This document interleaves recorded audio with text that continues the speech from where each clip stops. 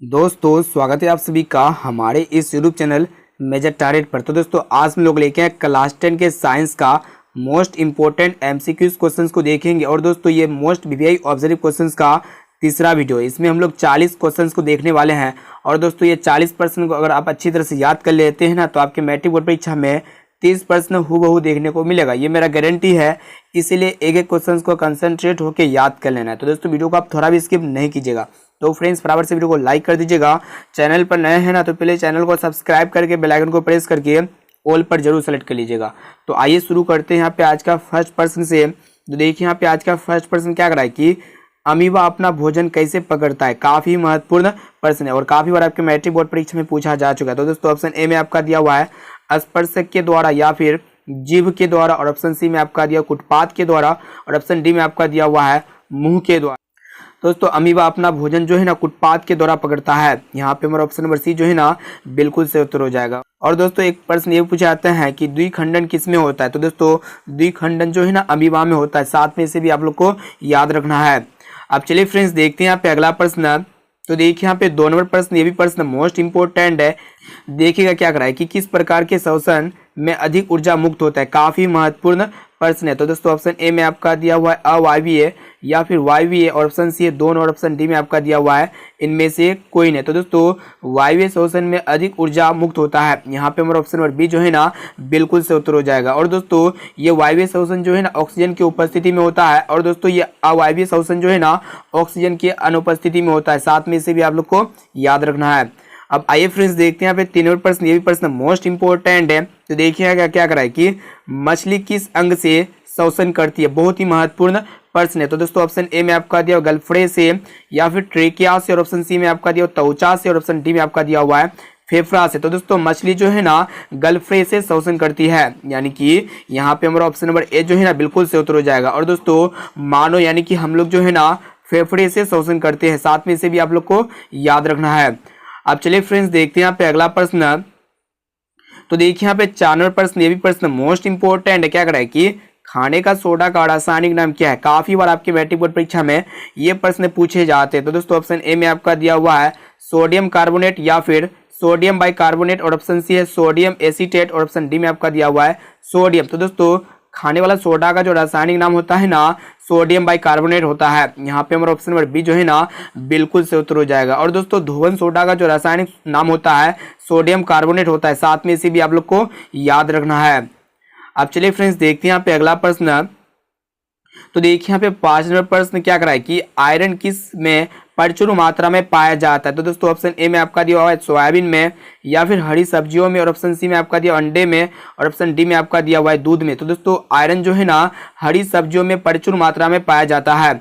यहाँ पे हमारा ऑप्शन नंबर बी जो है ना बिल्कुल से उत्तर हो जाएगा। और दोस्तों ये भी प्रश्न बहुत इंपॉर्टेंट है। और दोस्तों एक प्रश्न ये पूछे जाते हैं कि दूध का पीएच मान कितना होता है। तो दोस्तों दूध का जो पीएच मान होता है ना 6.5 होता है। साथ में इसे भी आप लोग को याद रखना है। तो सोयाबीन का उत्पादन सबसे अधिक एमपी यानी कि मध्य प्रदेश में होता है। साथ में इसे भी आप लोग को याद रखना है।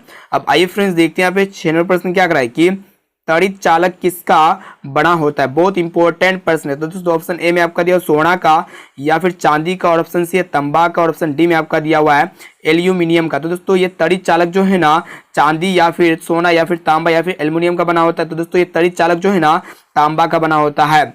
यहाँ पे हमारा ऑप्शन नंबर सी जो है ना बिल्कुल से उत्तर हो जाएगा। तो दोस्तों इसमें हम लोग काफी महत्वपूर्ण 40 वस्तुनिष्ठ प्रश्न को देख रहे हैं, और ये 40 प्रश्न को अच्छी तरह से कंसंट्रेट होकर याद कर लेते हैं ना तो आपके फाइनल मैट्रिक बोर्ड परीक्षा में ये 40 प्रश्न में से 30% आएगा ही आएगा। ये मेरा गारंटी है, इसलिए एक क्वेश्चन को कंसंट्रेट होकर याद कर लेना है। अब चलिए फ्रेंड्स देखते हैं यहाँ पे अगला प्रश्न।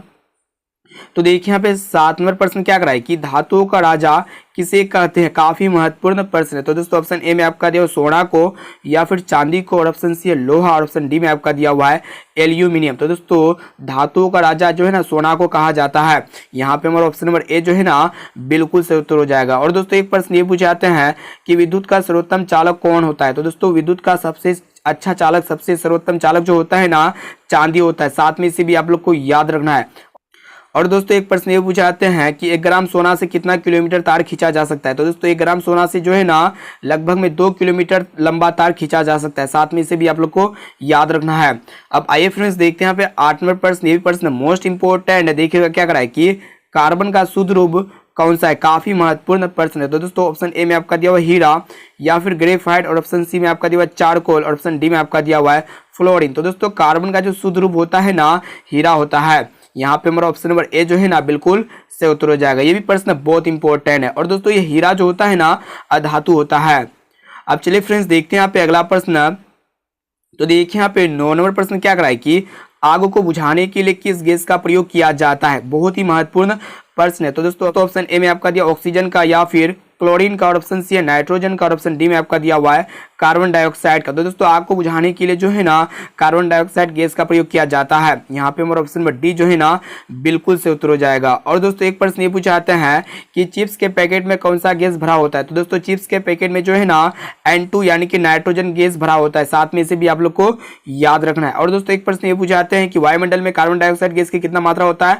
तो 0.03% जो है ना वायुमंडल में कार्बन डाइऑक्साइड गैस की मात्रा पाया जाता है। अब चलिए फ्रेंड्स देखते हैं यहाँ पे अगला प्रश्न। तो देखिए यहाँ पे 10 नंबर प्रश्न, ये भी प्रश्न मोस्ट इंपोर्टेंट। देखिएगा क्या कराए कि निम्न में से किसका उपयोग फल पकाने में किया जाता है, यानी कि कौन ऐसा हार्मोन है जिसका उपयोग फल पकाने के लिए किया जाता है। ऑप्शन ए ऑक्सीन, या फिर एथिलीन, और ऑप्शन सी में आपका दिया हुआ है साइटोकाइनिन, और ऑप्शन डी में आपका दिया हुआ है जिबरेलिन। दोस्तों आप लोग को पता होगा जो फल पकाने का जो हार्मोन होता है ना एथिलीन होता है। यहाँ पे हमारा ऑप्शन नंबर बी जो है ना बिल्कुल से उत्तर हो जाएगा। और दोस्तों ये पौधे का जो वृद्धि हार्मोन होता है ना कौन होता है, ऑक्सीन होता है। साथ में इसे भी आप लोग को याद रखना है। और ये भी प्रश्न बहुत इंपॉर्टेंट है। तो दोस्तों इसमें हम लोग काफी महत्वपूर्ण 40 वस्तुनिष्ठ ऑब्जर्व प्रश्न को देख रहे हैं, जो आपकी मैट्रिक बोर्ड परीक्षा में 40 में से 30 प्रश्न हूबहू देखने को मिलेगा। इसलिए जो है ना एक एक क्वेश्चन को कंसंट्रेट होके याद कर लेना है। और दोस्तों ये 40 प्रश्न में से अगर आपको जो भी प्रश्न याद ना होना तो उस प्रश्न को अपने नोटबुक में नोट करके उसे जरूर याद कर लीजिएगा। तो देखिए यहाँ पे अब आइए फ्रेंड्स देखते हैं यहाँ पे 11 नंबर प्रश्न क्या कराए कि मुख्य प्रदूषक कौन होता है। काफी महत्वपूर्ण प्रश्न है। तो दोस्तों ऑप्शन ए में आपका दिया ऑक्सीजन, या फिर नाइट्रोजन, और ऑप्शन सी है कार्बन डाइऑक्साइड, और ऑप्शन डी में आपका दिया हुआ है क्लोरीन। तो दोस्तों मुख्य प्रदूषक जो होता है ना कार्बन डाइऑक्साइड होता है। यानी कि यहाँ पे हमारा ऑप्शन नंबर सी जो है ना बिल्कुल से उत्तर हो जाएगा।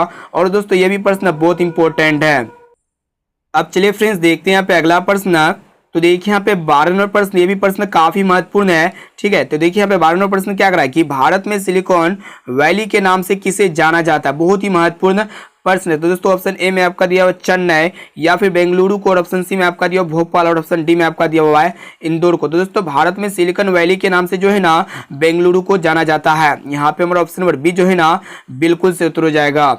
अब आइए फ्रेंड्स देखते हैं यहाँ पे 13 नंबर प्रश्न क्या कराए कि ओजोन का निर्माण होता है किससे। तो दोस्तों ओजोन का जो निर्माण होता है ना ऑक्सीजन के 3 अणुओं से होता है। यहाँ पे हमारा ऑप्शन नंबर बी जो है ना बिल्कुल से उत्तर हो जाएगा। और दोस्तों ये भी प्रश्न बहुत इंपॉर्टेंट है। और दोस्तों यहाँ पे आप लोग को बताना है कि ओजोन का सूत्र क्या होता है। तो दोस्तों ओजोन का जो अणुसूत्र होता है ना O3 होता है। साथ में इसे भी आप लोग को याद रखना है। ठीक है, तो इसलिए ओजोन का जो निर्माण होता है ना ऑक्सीजन के 3 अणु से होता है। अब चलिए फ्रेंड्स देखते हैं यहाँ पे अगला प्रश्न। तो देखिए यहाँ पे 14 नंबर प्रश्न क्या कराए कि नाभिक की ऊर्जा प्राप्त करने हेतु किसका उपयोग किया जाता है। तो दोस्तों ये भी प्रश्न बहुत इंपॉर्टेंट है। ऑप्शन ए में आपका दिया हुआ सिलिकॉन का, ऑप्शन बी है क्रोमियम का, और ऑप्शन सी में आपका दिया हुआ है यूरेनियम का, और ऑप्शन डी में आपका दिया हुआ है एल्यूमिनियम का। तो दोस्तों नाभिक की ऊर्जा प्राप्त करने के लिए जो है ना यूरेनियम का प्रयोग किया जाता है। यहाँ पे हमारा ऑप्शन नंबर सी जो है ना बिल्कुल से उत्तर हो जाएगा। दोस्तों दुनिया का सबसे महंगा पदार्थ जो होता है ना यूरेनियम होता है। साथ में इसे भी आप लोग को याद रखना है। अब चलिए फ्रेंड्स देखते हैं यहाँ पे अगला प्रश्न। काफी महत्वपूर्ण प्रश्न को देख रहे हैं। प्लीज वीडियो को संपूर्ण शुरू से लेकर आखिर तक जरूर देखिएगा। और दोस्तों ये 40% में से आप लोग के मैट्रिक बोर्ड परीक्षा में 100% जो है ना 30% हूबहू देखने को मिलेगा। इसीलिए जो है ना एक एक क्वेश्चन को कंसंट्रेट होकर याद कर लेना है। तो दोस्तों अभी तक आप वीडियो को लाइक नहीं किए ना तो दोस्तों वीडियो को लाइक जरूर कर दीजिएगा। और चैनल पर नए हैं ना तो प्लीज चैनल को सब्सक्राइब करके बेल आइकन को प्रेस करके ऑल पर जरूर सेलेक्ट कर लीजिएगा। तो देखिए यहाँ पे 15 नंबर प्रश्न क्या कराए कि जंतुओं में वृद्धि हार्मोन कहां से स्रावित होता है। काफी महत्वपूर्ण प्रश्न है। तो दोस्तों ऑप्शन ए में आपका दिया हुआ पीयूष ग्रंथि से, या फिर औटी ग्रंथि से, और ऑप्शन सी में आपका दिया हुआ अधिवृक्क से, और ऑप्शन डी में आपका दिया हुआ है इनमें से कोई नहीं। तो दोस्तों जंतुओं में जो वृद्धि हार्मोन होता है ना ये पीयूष ग्रंथि से स्रावित होता है। यहाँ पे हमारा ऑप्शन नंबर ए जो है ना बिल्कुल से उत्तर हो जाएगा। और दोस्तों ये पीयूष ग्रंथि को जो है ना हम लोग मास्टर ग्रंथि भी कहते हैं। साथ में इसे भी आप लोग को याद रखना है। अब आइए फ्रेंड्स देखते हैं यहाँ पे 16 नंबर प्रश्न क्या कराए कि CNG में कौन कौन अवयव होते हैं, बहुत इंपॉर्टेंट प्रश्न है। तो दोस्तों ऑप्शन ए में आपका दिया मीथेन या फिर इथेन, और ऑप्शन सी में आपका दिया प्रोपेन, और ऑप्शन डी में आपका दिया हुआ सभी। तो दोस्तों सीएनजी में जो है ना केवल मीथेन अवयव होते हैं। यहाँ पे हमारा ऑप्शन नंबर ए जो है ना बिल्कुल से उत्तर हो जाएगा। और दोस्तों ये सीएनजी का जो फुल फॉर्म होता है कंप्रेस्ड नेचुरल गैस होता है, साथ में इसे भी आप लोग को याद रखना है।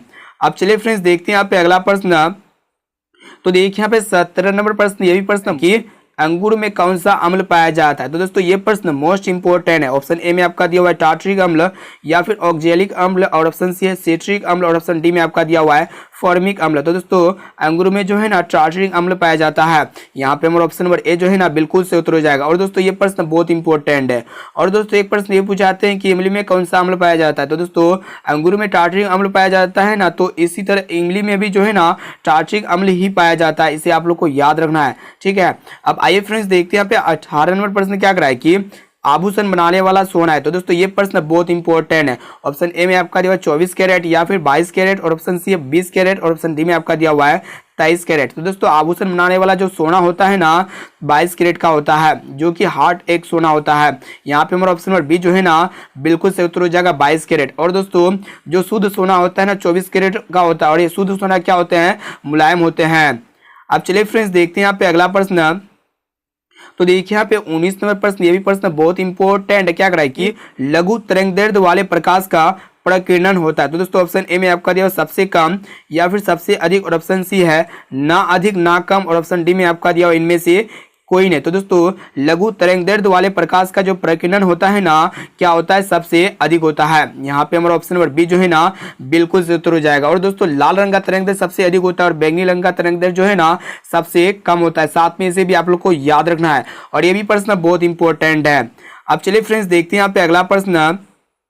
तो देखिए यहाँ पे 20 नंबर प्रश्न क्या कराए कि उच्च वसीय अम्लों के सोडियम लवण को क्या कहते हैं, मोस्ट इंपॉर्टेंट प्रश्न है। तो दोस्तों ऑप्शन ए में आपका दिया हुआ साबुन या फिर अपमार्जक, और ऑप्शन सी है प्लास्टिक, और ऑप्शन डी में आपका दिया हुआ है रबर। तो दोस्तों उच्च वसीय अम्लों के सोडियम लवण को जो है ना हम लोग क्या कहते हैं, अपमार्जक कहते हैं, या फिर साबुन, या फिर प्लास्टिक, या फिर रबर कहते हैं। तो दोस्तों उच्च वसीय अम्लों के सोडियम लवण को हम लोग क्या कहते हैं, साबुन कहते हैं। यहाँ पे हमारा ऑप्शन नंबर ए जो है ना बिल्कुल से उत्तर हो जाएगा।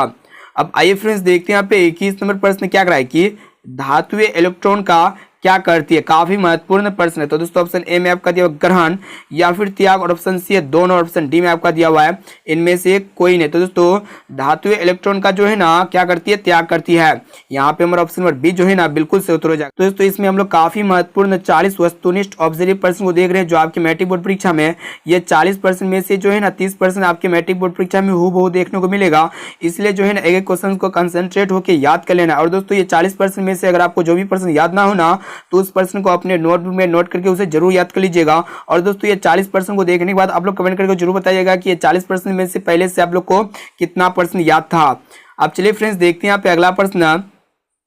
तो देखिएगा यहाँ पे क्या करा है कि किस दर्पण में बड़ा प्रतिबिंब बनता है, बहुत ही महत्वपूर्ण प्रश्न है। तो दोस्तों ऑप्शन ए में आपका दिया हुआ है उत्तल दर्पण में या फिर अवतल दर्पण में, और ऑप्शन सी है समतल दर्पण में, और ऑप्शन डी में आपका दिया हुआ है इनमें से कोई नहीं। तो दोस्तों यहाँ पे आप लोगों को बतलाना है कि किस दर्पण में बड़ा प्रतिबिंब बनता है। तो दोस्तों अवतल दर्पण में जो है ना बड़ा प्रतिबिंब बनता है, इसे आप लोग को याद रखना है। और दोस्तों एक प्रश्न ये पूछाते हैं कि किस दर्पण में छोटा प्रतिबिंब बनता है। तो दोस्तों उत्तल दर्पण में छोटा प्रतिबिंब बनता है। और दोस्तों वस्तु के बराबर किस दर्पण में प्रतिबिंब बनता है, तो समतल दर्पण में बनता है, साथ में इसे भी आप लोग को याद रखना है। और दोस्तों एक प्रश्न ये पूछाते हैं कि दाढ़ी बनाने के लिए किस दर्पण का प्रयोग किया जाता है। तो दोस्तों हम लोग अवतल दर्पण का उपयोग करते हैं, ठीक है, इसे आप लोग को याद रखना है।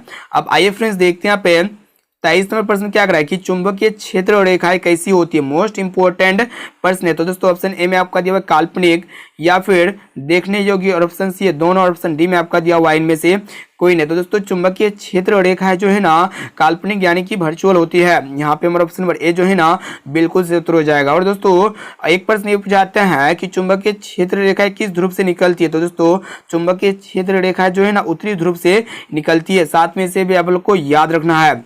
अब चलिए फ्रेंड्स देखते हैं यहाँ पे अगला प्रश्न। तो देखिए यहाँ पे 24 नंबर प्रश्न, ये भी प्रश्न मोस्ट इंपोर्टेंट है। देखिएगा क्या कराए कि 1 HP किसके बराबर होता है। तो दोस्तों 1 HP यानी कि 1 हॉर्स पावर, जिसे हम लोग क्या कहते हैं अश्व शक्ति कहते हैं। तो दोस्तों एक अश्व शक्ति या फिर एक एचपी जो होता है ना, ये 746 वाट के बराबर होता है। यहाँ पे हमारा ऑप्शन नंबर सी जो है ना बिल्कुल से उत्तर हो जाएगा। और दोस्तों शक्ति का ऐसा मात्रक जो होता है ना वाट होता है, साथ में इसे भी आप लोग को याद रखना है, ये भी प्रश्न बहुत इंपॉर्टेंट है। अब चलिए फ्रेंड्स देखते हैं यहाँ पे अगला प्रश्न। तो देखिएगा यहाँ पे 25 नंबर प्रश्न क्या करा है, शरीर में भोजन का पचना कौन सी अभिक्रिया, बहुत ही महत्वपूर्ण प्रश्न है। तो दोस्तों ऑप्शन ए में आपका दिया उपचयन या फिर अपचयन, और ऑप्शन सी है विस्थापन, और ऑप्शन डी में आपका दिया हुआ है संयोजन। तो दोस्तों शरीर में भोजन का पचना जो है ना, यह उपचयन अभिक्रिया के उदाहरण है। यहाँ पे हमारा ऑप्शन नंबर ए जो है ना बिल्कुल से उत्तर हो जाएगा। और दोस्तों उपचयन अभिक्रिया में जो है ना ऑक्सीजन का क्या होता है, योग होता है, इसे आप लोग को याद रखना है, ठीक है। अब आइए फ्रेंड्स देखते हैं यहाँ पे अगला प्रश्न, काफी महत्वपूर्ण है। क्या करा है कि कोई विलय नीले लिटमस पेपर को लाल कर देता है तो उसका पीएच मान होगा। तो दोस्तों आप लोगों को पता होगा जो अम्ल होता है ना, यह नीले लिटमस पत्र को क्या कर देता है, लाल कर देता है। और दोस्तों ये अम्ल का जो पीएच मान होता है ना 0 से लेकर 7 तक के बीच में होता है। तो यहाँ पे अगर ऑप्शंस को देखेंगे तो 0 से 7 तक के बीच में क्या है, 3 है, ठीक है, जो कि यहाँ पे हमारा ऑप्शन नंबर ए जो है ना बिल्कुल से उत्तर हो जाएगा। ये भी प्रश्न बहुत इंपॉर्टेंट है। और दोस्तों जो क्षार होते हैं ना वो लाल लिटमस पत्र को नीला कर देता है, साथ में से भी आप लोग को याद रखना है। अब चलिए फ्रेंड्स देखते हैं यहाँ पे अगला प्रश्न। तो देखिए यहाँ पे 27 नंबर प्रश्न, ये भी प्रश्न बहुत इंपॉर्टेंट है। तो दोस्तों इसमें हम लोग काफी महत्वपूर्ण 40 वस्तुनिष्ठ प्रश्न को देख रहे हैं। तो दोस्तों वीडियो को संपूर्ण शुरू से लेकर आखिर तक जरूर देखिएगा। तो दोस्तों अभी तक आप वीडियो को लाइक नहीं किए ना, दोस्तों वीडियो को लाइक जरूर कर दीजिएगा, और चैनल पर नए हैं ना तो प्लीज चैनल को सब्सक्राइब करके बेल आइकन को प्रेस करके ऑल पर जरूर सेलेक्ट कर लीजिएगा। तो आइए देखते हैं यहाँ पे 27 नंबर प्रश्न क्या कराए कि विद्युत धारा का एसआई मात्रक क्या होता है, बहुत ही महत्वपूर्ण प्रश्न है। तो दोस्तों इलेक्ट्रिक करंट का जो एसआई मात्रक होता है ना एम्पियर होता है। यहाँ पे हमारा ऑप्शन नंबर ए जो है ना बिल्कुल से उत्तर हो जाएगा। और दोस्तों विभव का जो एसआई मात्रक होता है ना वोल्ट होता है, और विद्युत शक्ति का एसआई मात्रक वाट होता है। और दोस्तों प्रतिरोध का एसआई मात्रक क्या होता है, ओम होता है, साथ में इसे भी आप लोग को याद रखना है। तो दोस्तों क्वेश्चन ये कराता है कि विद्युत धारा का एसआई मात्रक क्या होता है, एम्पियर होता है। यहाँ पे हमारा ऑप्शन नंबर ए जो है ना बिल्कुल से उत्तर हो जाएगा।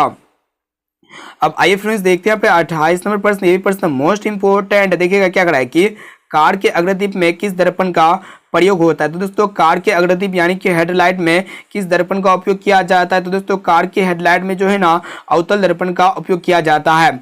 यहाँ पे हमारा ऑप्शन नंबर बी जो है ना बिल्कुल से उत्तर हो जाएगा। और दोस्तों एक प्रश्न ये पूछाते हैं कि कार के साइड मिरर के रूप में किस दर्पण का उपयोग किया जाता है। तो दोस्तों कार के साइड मिरर के रूप में जो है ना उत्तल दर्पण का उपयोग किया जाता है, इसे आप लोग को याद रखना है।